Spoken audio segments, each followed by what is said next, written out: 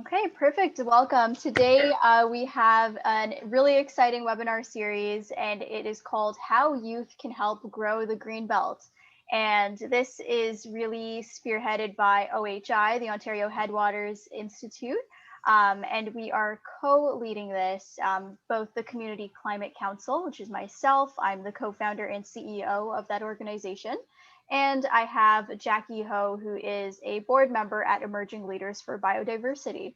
So we will both be your hosts, where we will hear Susan, Andrew, Lexi, and others chat about all the amazing things that the Greenbelt offers and how youth have a say in protecting it. So before we jump into that, we will have a land acknowledgement by Andrew, and he'll also chat a little about a little poll opportunity that we'll have. We'll also dive into breakout rooms later on, where we'd like to hear from all of you, all of our participants, how you feel about the Greenbelt. We have a couple of questions for you, and that will also help provide some input in the joint letter that we'll be preparing. So without further ado, I'll pass it over to Andrew. Oh, sorry, I'll pass it over to Jackie, who will tell us what our agenda is first. Go ahead, Jackie. Well, we've got two presentations, and we will also follow that with a Q&A session. Susan here is our resident Greenbelt expert. And the session hopefully will not actually run until 8:30, but we'll have some time after the presentations for you to learn more about our two youth organizations and then have a little bit of a discussion ourselves. Now to Andrew. Thank you. Thank you so much. A couple of people to thank, a couple of housekeeping items to share with you. And I will only take a few minutes, and then I'm going to turn this over to Susan Swale. I want to thank, first of all, the Friends of the Greenbelt Foundation for their funding. The grant is for us to provide background material and educational opportunities about this Growing the Greenbelt consultation. We snuck a submission into that, but what we're going to talk to you about is more what this is and what some of the opportunities are. This is about the size of the Greenbelt and not whether or not it's doing its job to protect agriculture and whether or not there's sound policies and sound governance. This consultation was restricted by the province to just be about the size of the Greenbelt. So what we did in order to make that consideration, address the real issues, we chose to call this regional resilience. Could I have the next slide, please, Susan? So we consider regional resilience both a definition of ecological integrity, assuring we have long-term environmental, social, and economic prosperity. And it's also more than that, however. It is also a once-in-a-generation opportunity to extend the Greenbelt, we believe, by penetrating mass areas in the Greater Golden Horseshoe. That the current resilience of our region, with its growing population, biodiversity loss, and climate change, that the Greenbelt is not big enough. It needs to be bigger. But one of the really important aspects of our resilience and the social well-being is to acknowledge the history and the cultural inheritance of both the Greenbelt per se and the broader Greater Golden Horseshoe. The whole of this area is inhabited by what is referred to as treaty people. We are all treaty people. This embraces the Mississaugas of the Credit First Nation, the Huron-Wendat, the Anishinaabe, the Haudenosaunee, early French and English settlers, and all Canadians today. We are bound together by these treaties and our friendships forged in the wealth of our lands and waters. We hope that regional resilience will include the spirits of reconciliation and cooperation going forward. But with that, I have a couple of very short logistics, if you will, to share with you. First of all, while we are called the Ontario Headwaters Institute, we don't focus just on headwaters. That was our origin some 12 years ago. We now have a full watershed management mandate that includes land use planning, natural heritage, biodiversity, and the health of the Great Lakes. So we are a full watershed management organization. In order to provide you with an opportunity to start getting involved and to help us understand you during and after this consultation, I'd like to ask each of you, the participants, to share with us your knowledge about the Greenbelt. Very simply, we'd ask you to put 1, 2, or 3 into the chat. 1, if the Greenbelt's really something new to you and you're not all that sure about it. 2, if you have some awareness and have perhaps a favorite area that you like to hike in, or a knowledge of how important it is to protect the Greenbelt agriculture for local 100-mile food and that sort of thing. And 3, if you feel that you are well versed in the Greenbelt, you've perhaps participated in other activities or signed a petition or written a note to your local MPP. So if you could just please put in the chat 1, 2, or 3. I'm joined tonight by 2 of our fabulous staff people. Lexi Whalen has done a lot of our graphics, has done our social media. She's a brutal editor for consistency when I spell things differently or have 2 regions in one sentence.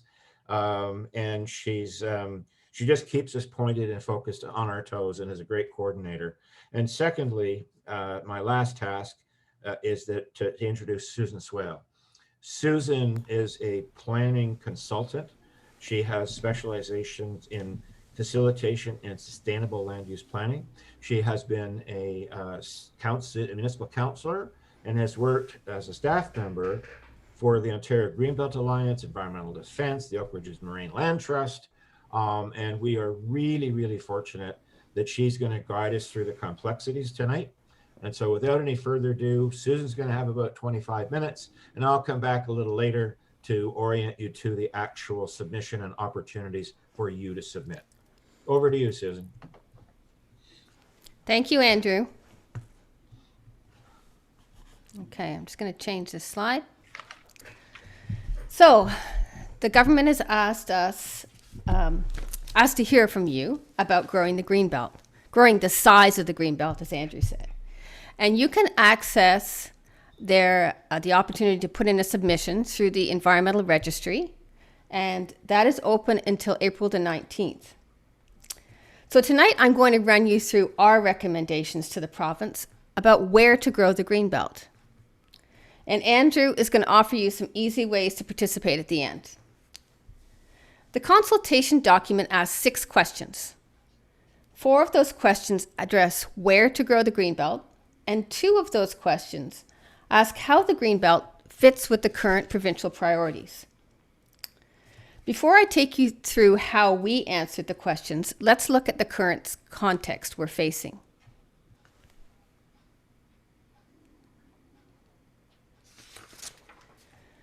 So since 2018, Ontario's environmental framework has been weakened.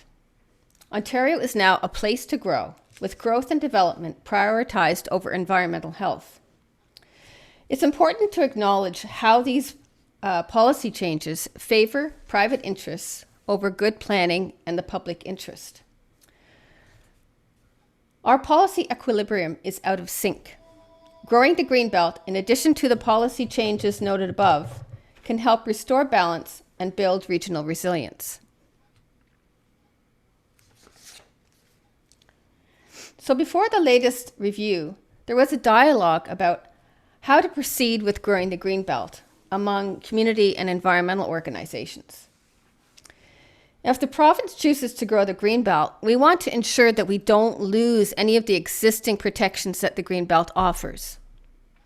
So the first rule there you see, say no to land swaps or retain lands currently protected within the Greenbelt.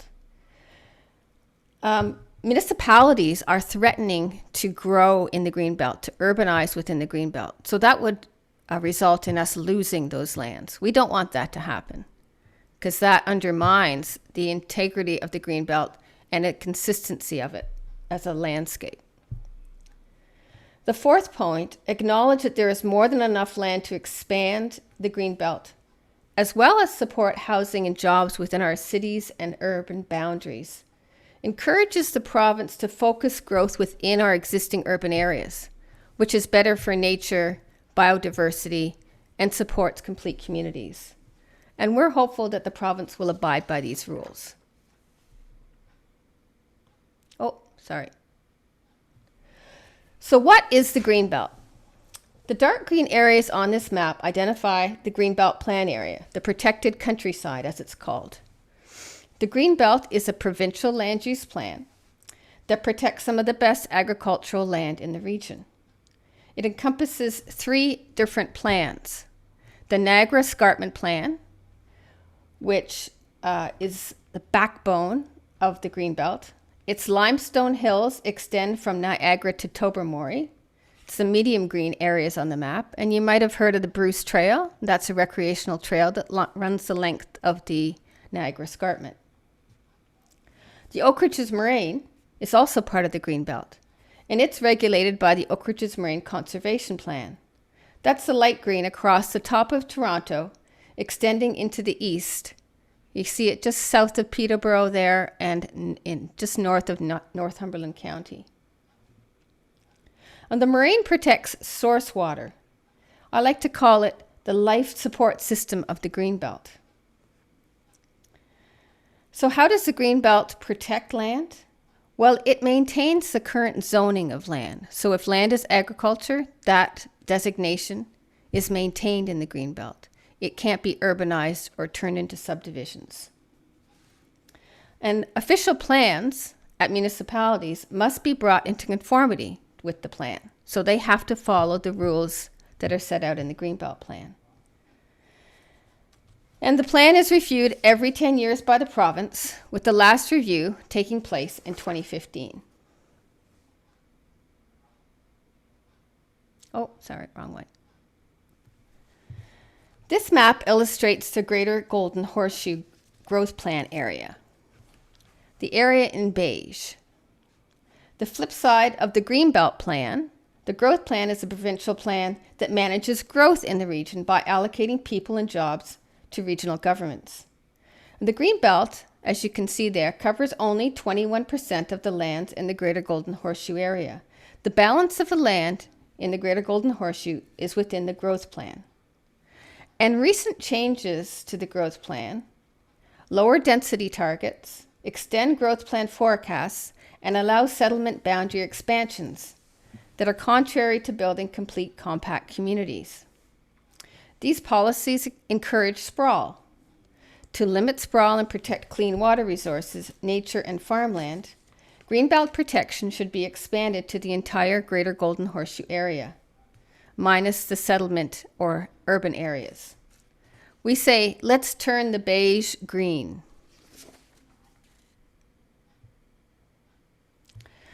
So why grow the Greenbelt? Well, not only is the Greenbelt very effective, but people love it. Over 90% of people support the Greenbelt, and 89% of people in the Greater Golden Horseshoe area support growing the Greenbelt. People feel so strongly about the Greenbelt that in 2018, when the province tried to allow development in the Greenbelt, the outpouring of public support was so strong that they had to backtrack on that legislation. The Greenbelt is effective at stopping sprawl, and growing the Greenbelt will reduce leapfrog development and reduce farmland loss.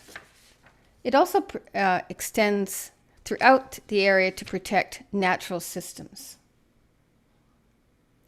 The benefits to the Greenbelt include improving connectivity between wetlands, lakes, rivers, and headwaters. The Greenbelt retains agricultural lands, and settlement areas outside of the Greenbelt are not permitted to expand into the Greenbelt or Oak Ridges Moraine. So it stops sprawl. It's kind of like a hard urban boundary.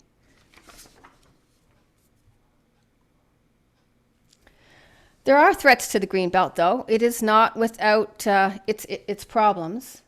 And there are a number of infrastructure projects that some of you might have heard about. One of them is called the Upper York Sewage Solution, which is proposed to service 140,000 new homes in Upper York region.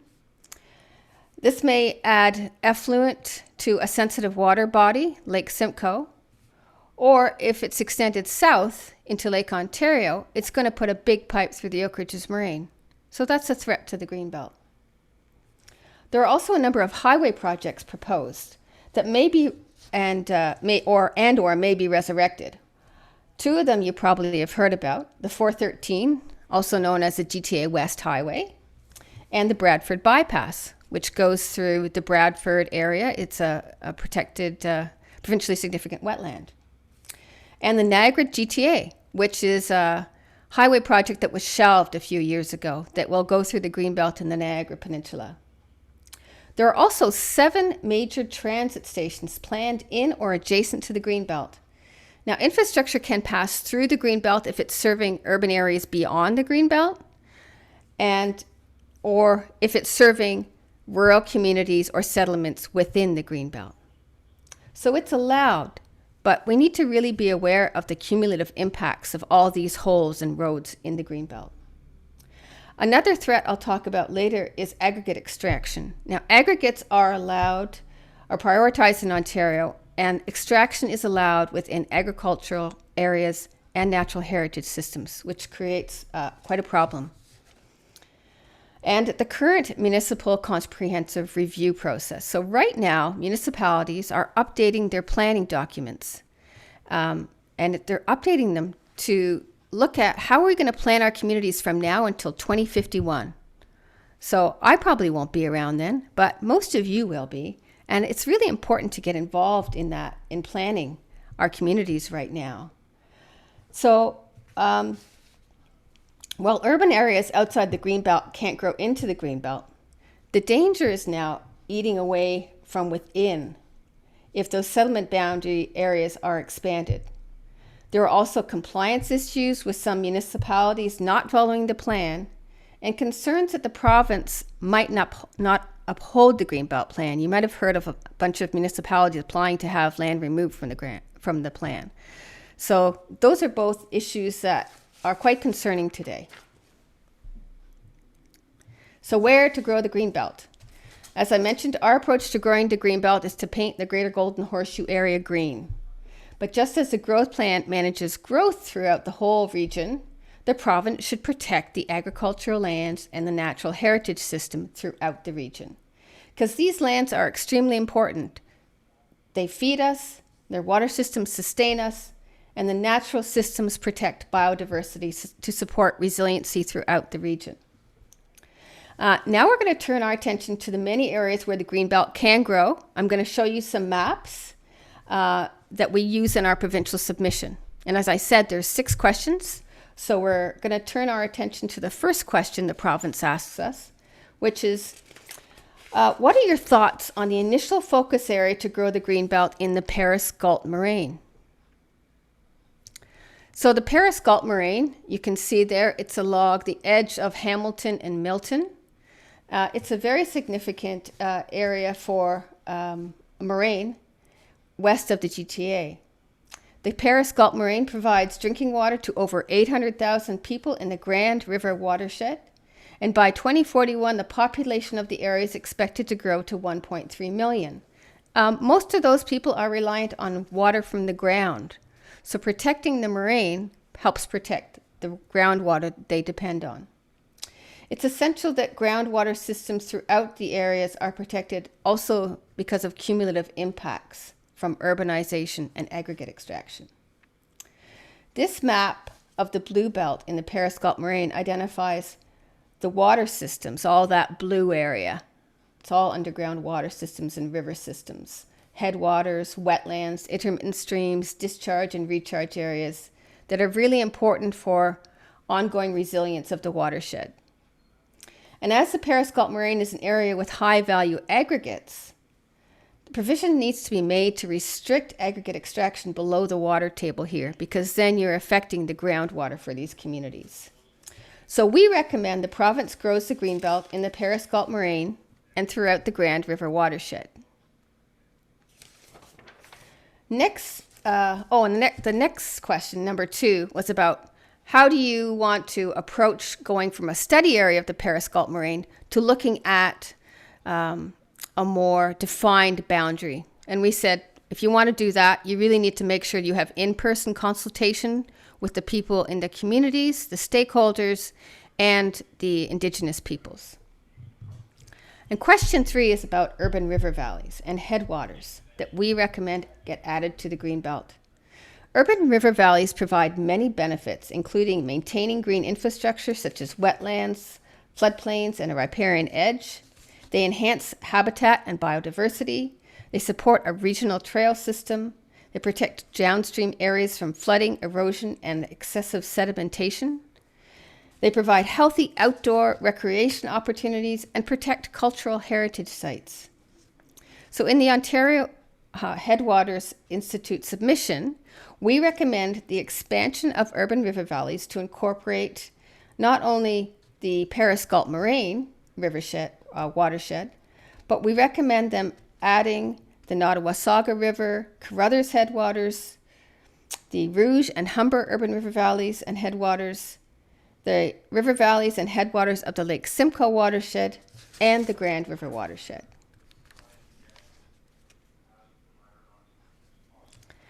Question 4 asks, what other areas should be considered if you want to grow the Greenbelt? And so we said we want to grow the natural heritage system throughout the Greater Golden Horseshoe. And you see, the dark green is the natural heritage system outside of the Greenbelt, and the light green is the current Greenbelt. The natural heritage system is contiguous. Whether features are inside or outside the Greenbelt, they should be afforded the same protection for consistency and long-term planning. Natural heritage system features throughout the Greater Golden Horseshoe perform essential services as they provide clean air, water storage, filtration. They maintain resilience to climate change, invasive species, flooding, and soil erosion. They contribute to biodiversity conservation and recovery. They sustain the water resource system, including groundwater quality and quantity, critical for downstream cities and economic activities.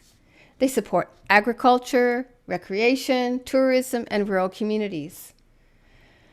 So our submission recommends growing the Greenbelt throughout the Greater Golden Horseshoe Natural Heritage System.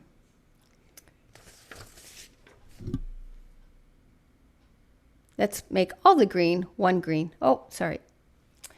So this is a map of the Blue Belt. I don't know if you've heard of the Blue Belt, but it covers a number of sensitive water features. You can see over there in the east, that is the Lake Iroquois shoreline, which is a former shoreline of Lake Ontario. The Lake Simcoe watershed up to the north, and all the water systems that are part of that. And then, as we've already talked about, over to the west, the Paris Gulf Moraine area. So in our submission, we talk about the Blue Belt as a candidate for Greenbelt protection.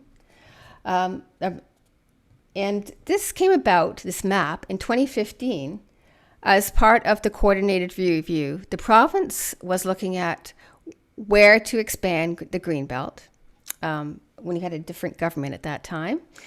And so this map was created by a number of community groups. And if you want more information on the Blue Belt campaign, you can find it still on a website that is live today. It's called protectourwaters.ca. It's worth looking at, having a read if you're interested in why the Blue Belt is important.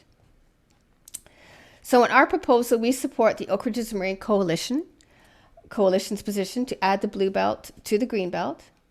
And that extends to the headwaters of the Humber, Don, and Rouge Rivers, the Duffins and Carruthers Creeks, the south slope of the Oak Ridges Moraine and the Iroquois shoreline, the Luther Marsh, the entirety of the Orangeville and Waterloo Moraines in Wellington County, the Grand River watershed down in Brant County, as I've already showed you earlier on, and the remainder of the Lake Simcoe Basin.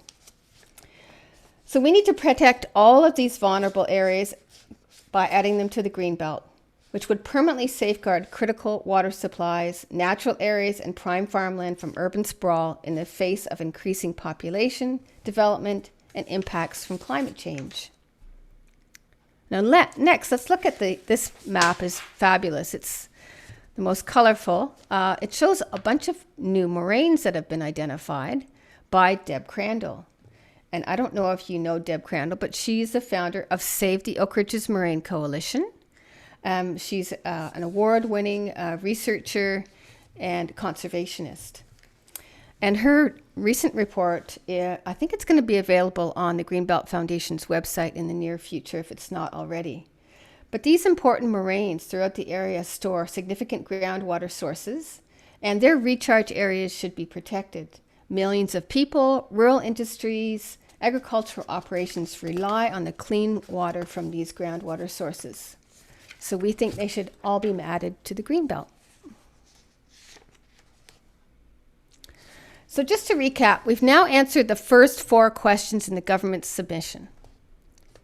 And now we're going to move to the next 2 questions, which ask us, how would you reconcile the current government priorities with growing the Greenbelt?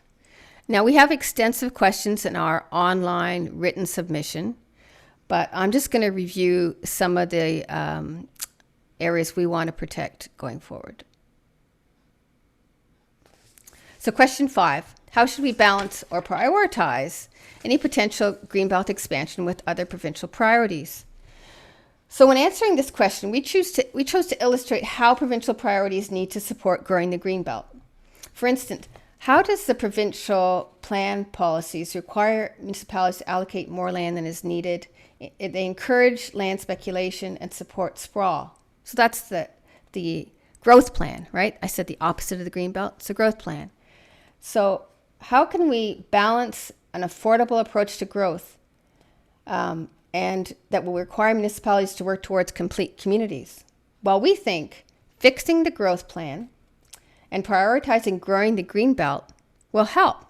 It'll help reduce land speculation. It'll limit extending expensive urban services into the countryside, which actually contribute to housing affordability challenges and increase municipal debt. So growing the Greenbelt is actually a positive. It's a good way to fix the growth plan. In the OHI submission, we highlight the problems with transportation and infrastructure projects that undermine the Greenbelt's protected countryside by fragmenting the agricultural systems and impact the function of natural heritage systems. Policies in the Greenbelt allow infrastructure, and as I've noted, they fail to look at the cumulative impacts of that infrastructure. And building infrastructure in the Greenbelt, like a transit station, is really ineffective. You want to have those urban services that are really expensive in your urban areas. And these days, transit stations require building urbanizing 150 people per hectare around those stations. You can't urbanize in the Greenbelt. So building transit stations in the Greenbelt means you're leaving all that investment income that you could get from those developments on the table, right? So we think it's really important that urban development is not permitted in the Greenbelt, and that we encourage those transit stations to be located within our existing urban areas. Province also, so our submission says, we ask the province to consider growing the Greenbelt by prioritizing the alignment of mobility infrastructure with existing built-up urban areas, rescind projects that encourage urban development in the protected countryside and prime agricultural areas, including canceling the GTA West Highway, the Bradford Bypass, rescinding plans to build transit stations in or adjacent to the Greenbelt, update transportation models with post-COVID commuting data because our commuting patterns have changed.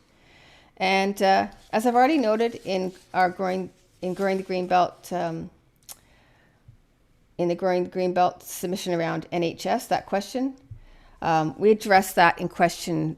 We've already addressed that, so I'm not going to talk about that again here. And the next point is agriculture. So they want us to know, how does growing the Greenbelt and agriculture, how do they get along? Well, we think it's really important to acknowledge the importance of the agricultural system. There is a finite supply of prime agricultural land.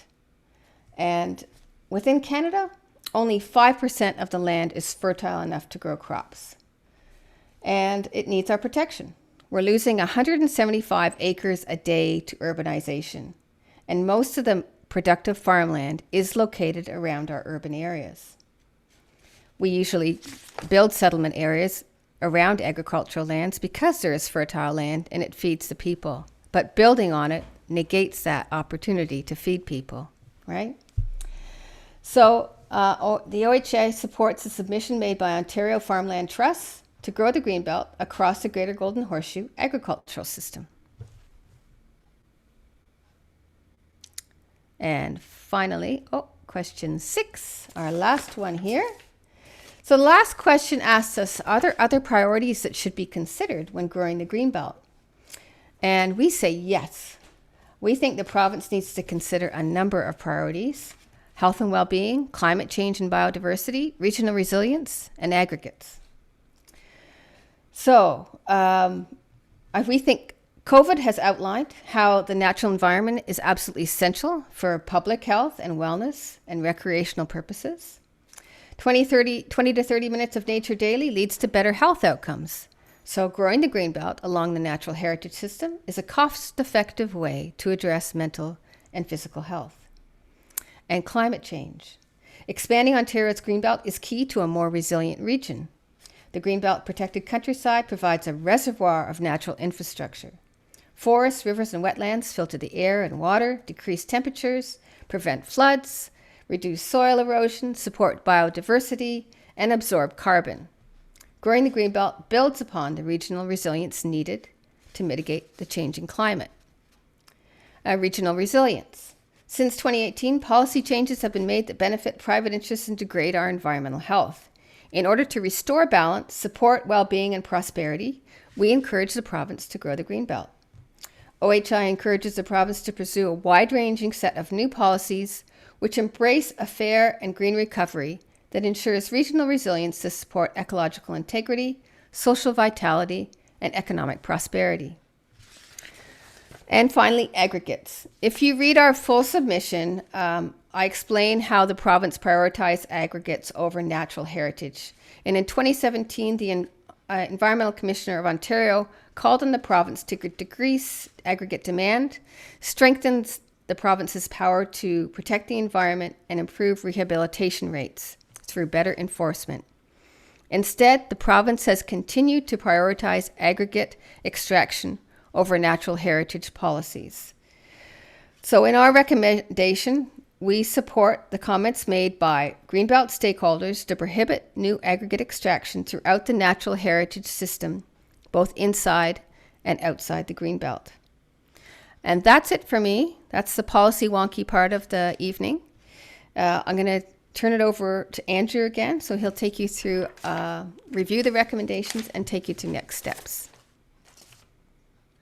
Thank you, Susan. You can see why we were so lucky to get Susan as our consultant on this. These are heady issues that require years of attention to detail, not just to understand them, to see how the current government's suggestions might or might not address some key issues of where we're headed as a society as opposed to where we've been. So very, very quickly, there were 4 questions. Question 1 and 2 was, yes, we support the addition of the Periscope moraine. And when you go from a conceptual drawing to an actual proposed boundary, there should be in-person public consultations so that particularly affected landowners and neighboring landowners can see where those boundaries are and have informed and meaningful consultation. What happened? We slipped off the slide. Could you please go back? Thank you so much. Question 3 was, are you in favor of urban really valleys being added to the Greenbelt? Again, another simple yes. It connects in particular people in urban areas to that thing up there north of Toronto that I don't live in, north of Mississauga, north of Oakville. The urban river valleys connect us to that important element. The next 4 bullets are answers to question 4. What other areas do you think the Greenbelt could grow in?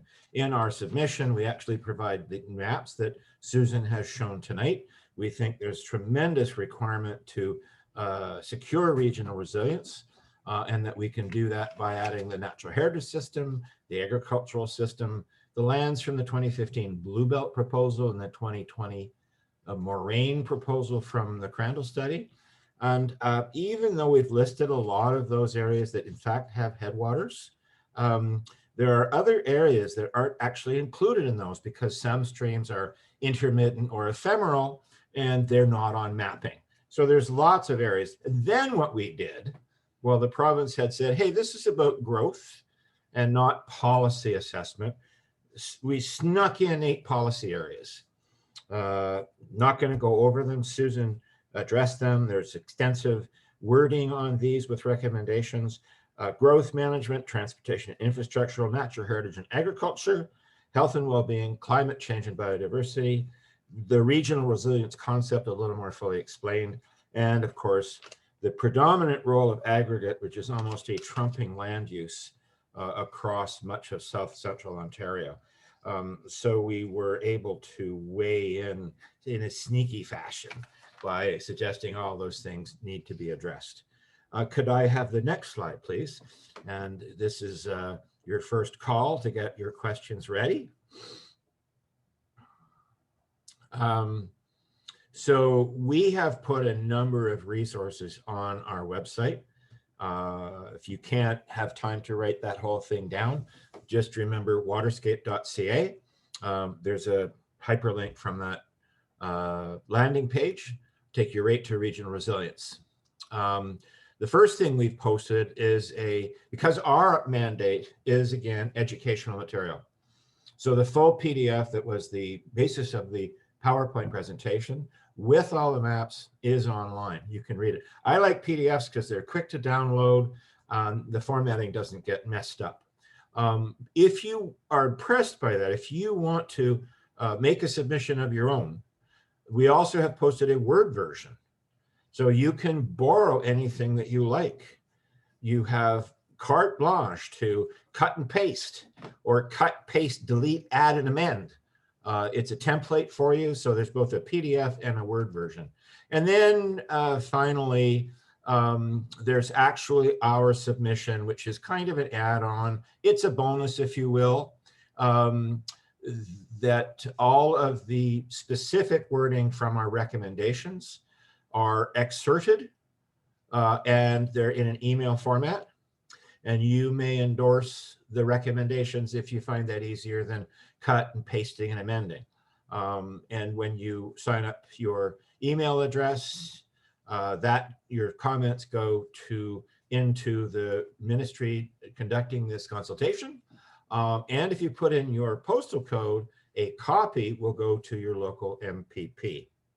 So that's the nature of the service that we're providing. I hope it's oriented you somewhat, and that there you see the 3 resources. And without any further ado, let's just turn this over to questions.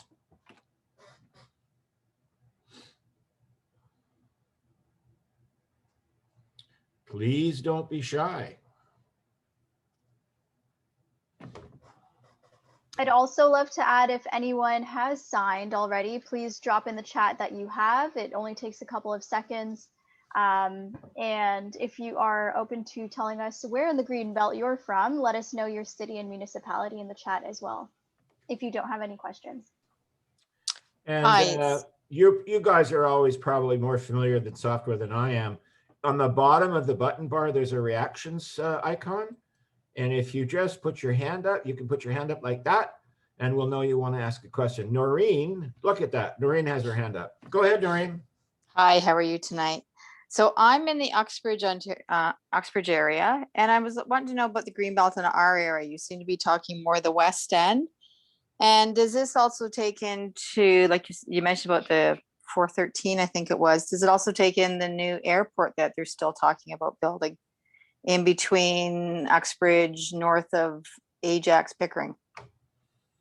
Very much so. Thank you for that excellent question. Some of the current threats are indeed central to West. So the Bradford bypass, which straddles the 404, and the 413, which goes from the 404 over to the 407 at Vaughan, they're kind of central to Western concerns. But the natural heritage system goes all the way up the east side of Lake Simcoe. The Blue Belt includes an awful lot of areas in Eastern Ontario, particularly Northumberland County. If you're familiar with Lake Iroquois, it includes, the boundary is the Lake Iroquois shoreline, and the content is referred to as the Lake Iroquois Plain. But we had one of the webinars we had was with the Landover Landings folks, and one we have, I think tomorrow, is with North Durham. So we're very concerned about those eastern areas and the impact of aggregates there, even though we're not supposed to be talking about policy. But the agricultural system there in particular, you may be aware from the question that one of the biggest growth areas right now in Ontario is around Brooklyn, because they're pushing the 407 east. And that's creating a lot of interest by the municipalities out that way to expand their urban boundary and gobble up some green space, natural heritage, and agricultural lands. And so, yes, we're very, very concerned, and our submission includes in several manners in map form the protection of those areas.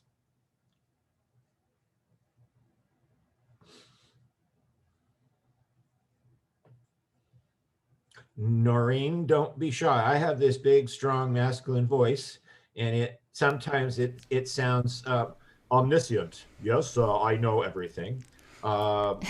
Please consider my voice very different from my philosophical approach.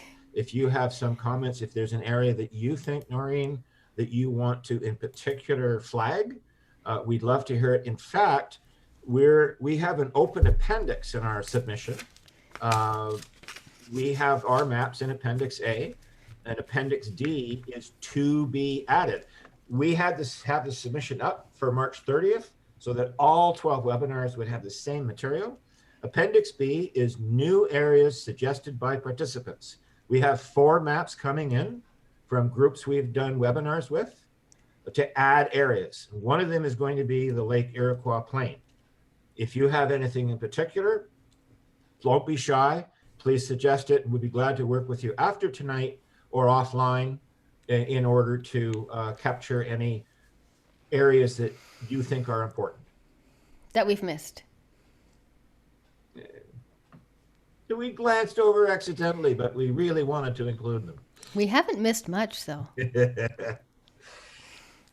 Noreen, Hi. do you have a follow-up, Noreen? I was just going to say, I'm hoping to go on tomorrow night's Green Durham, because I am part of the Green Durham thing, just to hear what goes on that. But that's it.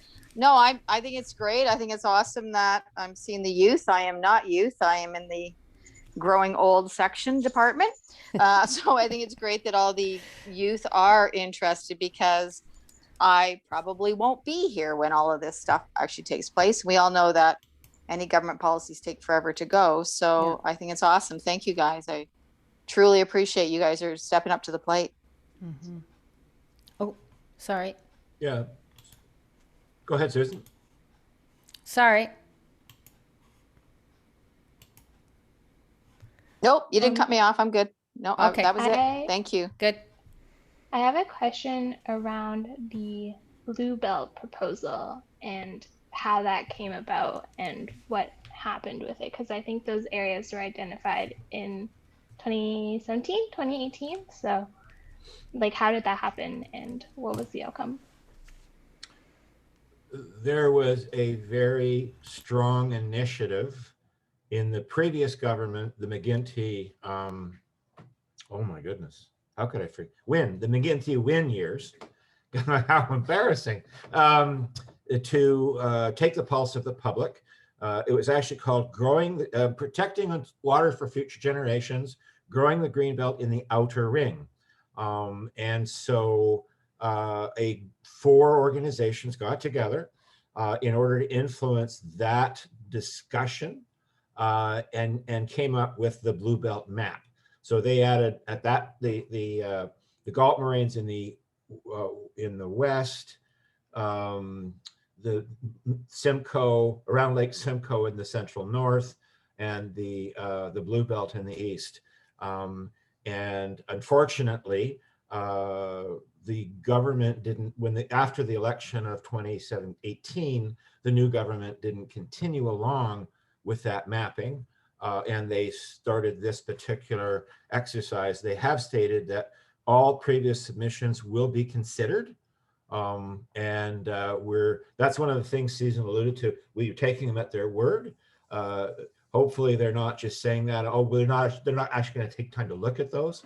They closed the old submission the day they announced this consultation, and they stated that all the documents are part of this process. So we hope to hold their feet to that fire. So I'm going to encourage all of you to ask a question, because I have thought long and hard about a question for the youth. So please jump in before I try to tease some comments out of you. Lenka, you have your hand up?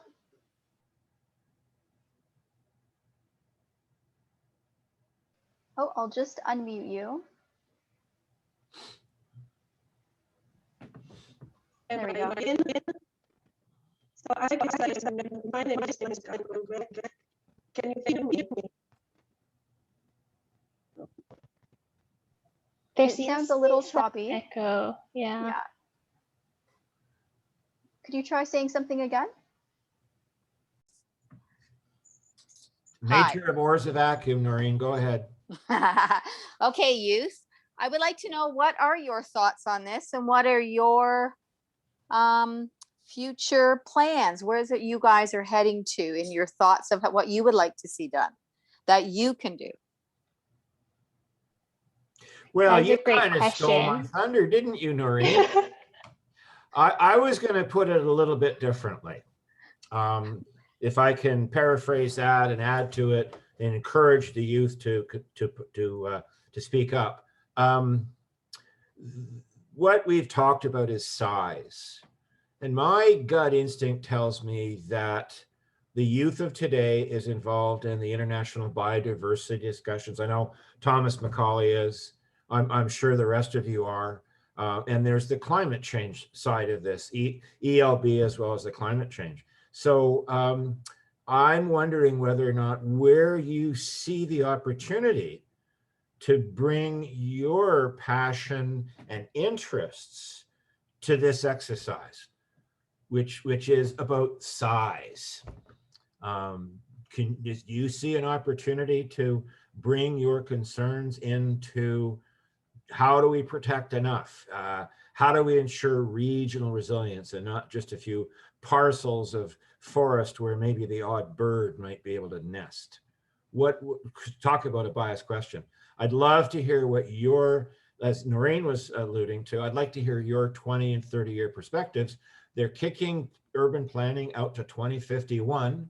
Are they providing enough sustenance to meet your priorities for biodiversity and climate change? The challenge is issued. I know that Jackie and I are included in that age bracket, but I'm happy to open it up to our audience first before we give our 2 cents probably. So any of the participants, even if you don't consider yourself youth, feel free to chime in. I think, Noreen, do you have your hand up, or was that previously? That was previous. I am definitely not a youth. Okay. We're all young at heart, Noreen. Quiet group. Right. Divya, what's going on out in the Rouge? Max, you want to add something? Well, I don't know. I'm still not 100% on all like the specific variables, but sorry, the original question was like, is this plan currently meeting our climate goals? I just want to clarify. Go ahead, Susie. You're on mute, Susan. I don't need to speak. I was listening. That's all. I like to bring in alternate voices because I don't like to talk all the time. The narrow answer to your question is that it's outside the scope of the growing the Greenbelt for size.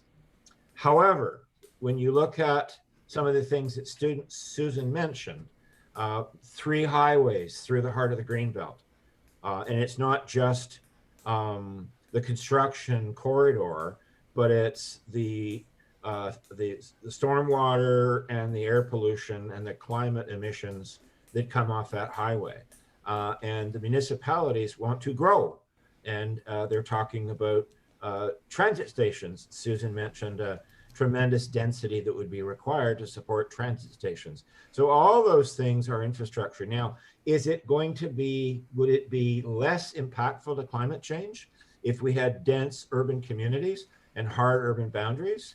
If we push those people out into the Greenbelt, they're going to have to travel further for food, work, services, taking their kids to ballet and hockey practice.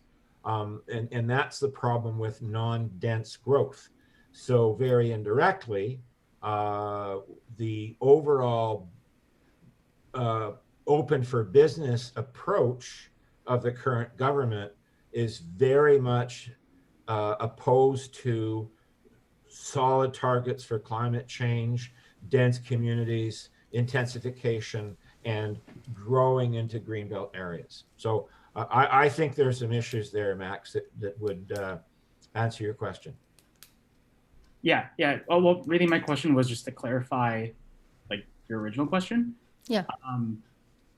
So yeah, that did. And then the original question was really just about, like, with all of these proposed changes and how it affects climate change, what's the youth's perspective? So just, I guess to preface, I am a climate advocate. I actually work with Jackie on a separate scientific literacy Instagram page. But in terms of, I guess, general trends, I would say that people would be looking to actually expand and live in more rural communities. So I think that's a troubling thing, mainly because everybody's going to be working remote. And I think more people will actually want space. We're seeing a lot of real estate trends moving out of dense urban areas. And people would want to access, I guess, the beauty of the Greenbelt. I guess the question would be, like, how do we expand this, but also meet those needs and make it more of like a symbiotic relationship? I guess those would be my concerns, but I do see things expanding. I think your use of the word symbiotic is really spot on. There has to be balance between human needs and environmental respect and protection, and whether or not you see these protections as adequate and the current desires for growth problematic, that's where the rubber meets the road in this instance. And just to add in, one of the problems with expanding into settlement areas and expanding infrastructure is it supports a growth model that's very expensive. Those pipes, expanding roads, really expensive. So that's why you're seeing house prices continuing to escalate, because building a 3,000 square foot home in the countryside is very expensive. And so taxes are going to keep going up. And your generation is going to be caught with those increased taxes. And yet our incomes keep going down. So the average income in the GTA is like $70,000 a year, and houses are 1.2 million. There's a huge disconnect there. So either house prices have to go down or incomes have to go up. And you guys are kind of caught in that situation. One of the good things, though, is that baby boomers own a lot of single-family homes in the Greater Toronto Area. I believe it's 1.2 million homes plus are owned by baby boomers, and they are going to be leaving this planet in the next 25 years or so. So there's going to be a glut of single-family homes in our existing urban areas. So we've got right now, we've kind of got a crunch where we've got young people that need homes to start families, and we've got older people that aren't moving out of their single-family homes for a number of reasons. One of them is COVID. They really don't want to move into smaller condos and rental accommodations at this time because they want to have that room, that space. Like my mother-in-law said, she feels like she's living in a cage, living at Manulife Centre downtown Toronto. She's been there for 2 years. So, it's a real problem right now. And how do we deal with that kind of the conflict between wanting to protect these areas and wanting to have a more rural and suburban lifestyle? Well, one of the things that we've found through research is that there is already a lot of urban land allocated by municipalities. They just haven't built houses on it yet. So until those houses are built out within those existing urban areas or those settlement areas, because you can look at a town, like I live in a town called Nobleton, and you drive through my town and it looks like it's built out, but actually our boundary goes out to the next concession. So that's 200 acres more land on one side, 200 more acres more land on the other side that's already been dedicated to urban growth. So we have enough land to grow to 2051 or 2041. And right now municipalities are looking at whether or not they expand urban boundaries or whether or not they grow up in the cities. Now, I would suggest growing up in your cities is a really important idea because of those baby boomers that are going to want to live in more urban areas and want that accessibility to transit, etc. Thank you for sharing those insights. So, Sorry. thanks, Susan. Lenka has provided us with an excellent question. You can see it in the chat if you have not yet opened the chat. I'll just read it for you. How could we bring in municipally designated natural heritage, environmentally significant areas, since this was done on request of PPS 2014, Provincial Policy Statement 2014, and under provincial criteria?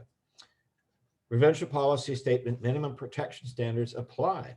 Some of the Toronto's environmentally significant areas have high biodiversity.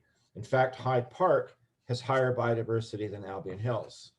We have the policy, but implementation is poor at best. Toronto's ESAs are in most cases continuation of the river valleys. We need to make protection happen in reality, not just on paper.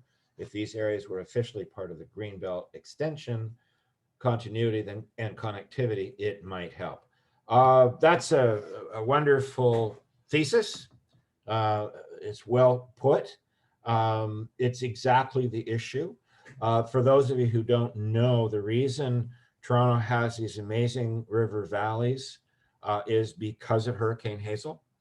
About 104 people were killed because they had homes in the river valleys. And after Hurricane Hazel, the conservation authorities were given a great amount of financing, and they moved other houses where people did not get killed but got flooded out, and they took over ownership of the river valleys, and a lot of them are parks. Hyde Park isn't actually a river valley, but Rouge Park is, Humber Parks are, and the Don. There's just this river city. I've heard people call Toronto River City. And so that concept of preventing public death and damage to infrastructure was how we got our valleys. And then more recently, they were connected to the Greenbelt by being designated urban river valleys under the Greenbelt legislation. The issue is, can we bring municipally designated natural heritage into the Greenbelt? That's our first recommendation, Lenka, is to take the natural heritage system. It's not separate. The natural heritage system is based on continuity, the word you used. Excellent, thank you. And as Susan indicated, to have it just in the Greenbelt, pretend it's not connected to what's in the Greater Golden Horseshoe is a fallacy. It's all part of the natural heritage system. And we strongly believe that that whole natural heritage system should be made into a permanent protected area and added to the Greenbelt.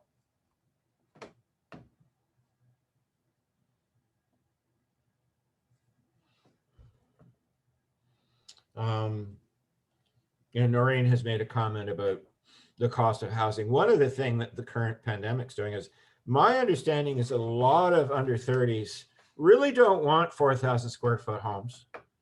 They don't want those job prospects that would pay for those homes aren't there anymore.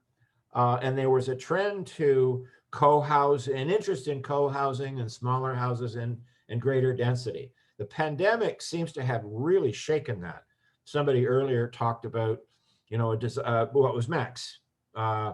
People want to be outside of the city and have some green space and some breathing space from their neighbors. So that's what we're going through right now. That symbiosis between privacy and protection and safety and neighbors. That's not the discussion.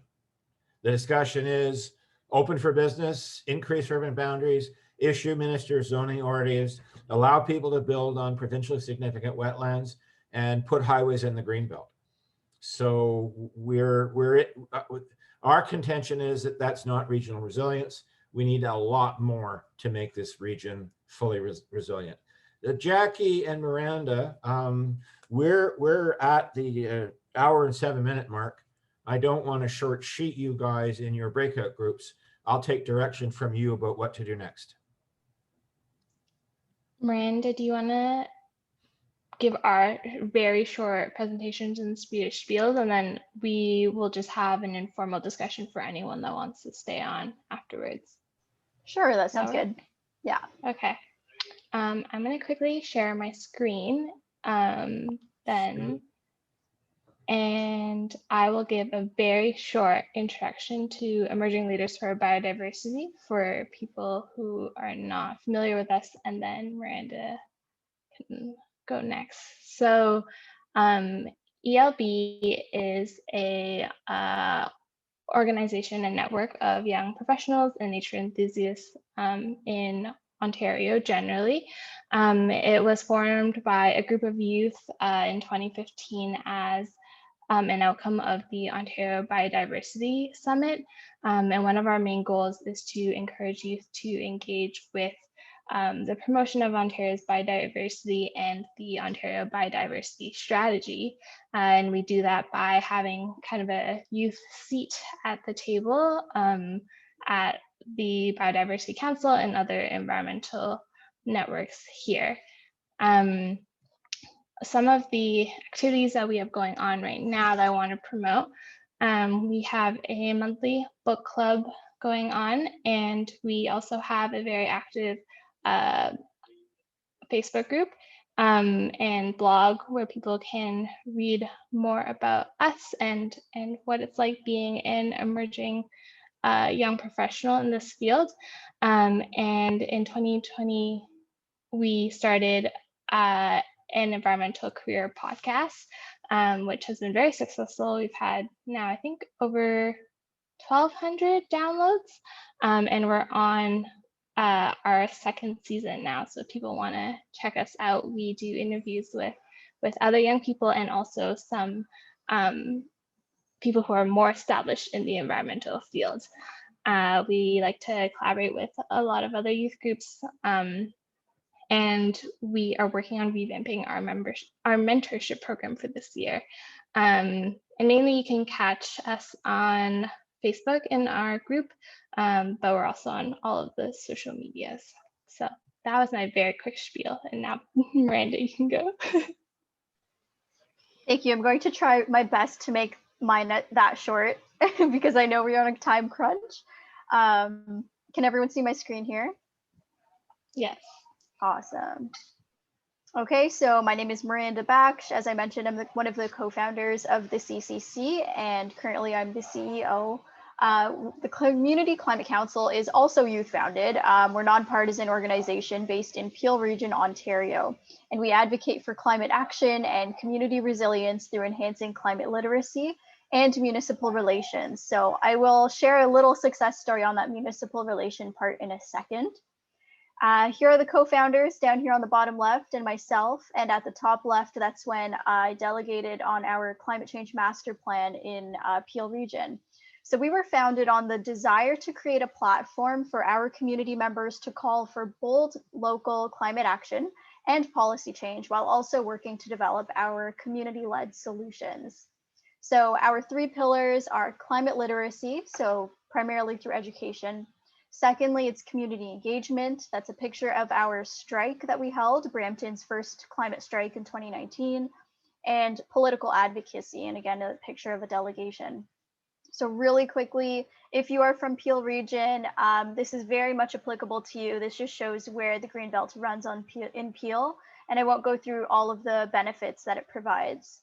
But we do have a lot of projects going on. You can check it out on our website, namely our Climate Cafe, which is a safe space for youth to get together because as Susan mentioned, we're living through a really interesting time as youth environmentally, and that space talks about the interconnection between mental health and being an environmental advocate.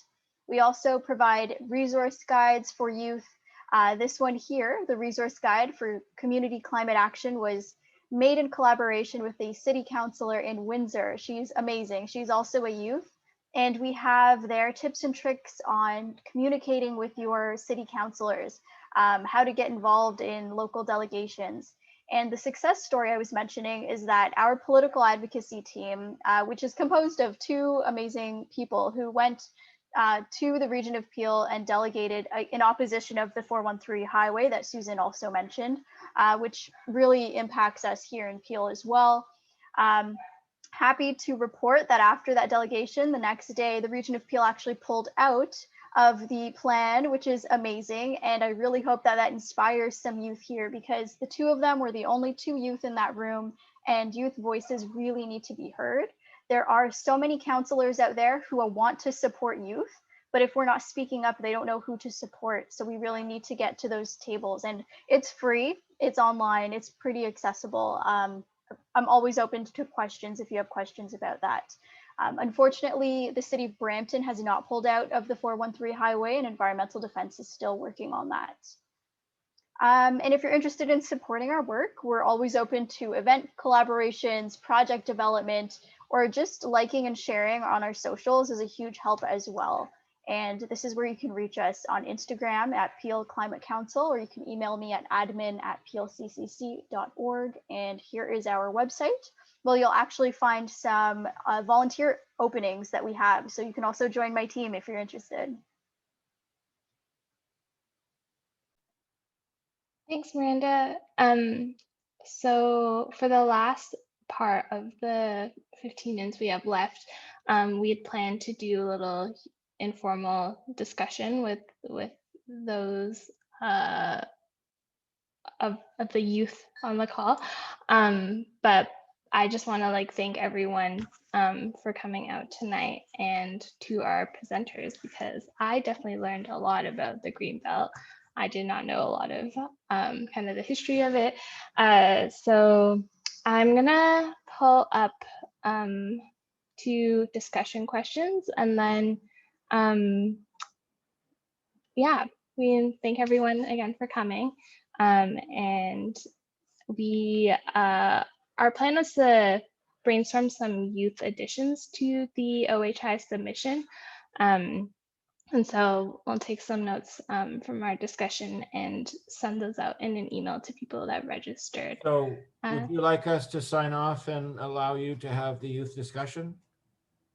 I'm happy to leave you to it. I'm very impressed with both of your organizations. And I just want to, this is my opportunity. I want to thank you both very much for all the effort you put into this. And if you do come up with an idea for Appendix B, we would be more than interested in including it in our submission. Awesome. Thank you so much again for, for being here, putting this together as well, and for your expertise. You're more than more than welcome. Oh my goodness, it's what, almost 9. You're more than welcome to stay on if you'd like to turn your camera off and listen in. And then we'll just give the floor to youth who are here. But if you want to hop off, you're welcome to do that as well. Yeah. Miranda, do you also want to stop the recording? Yes.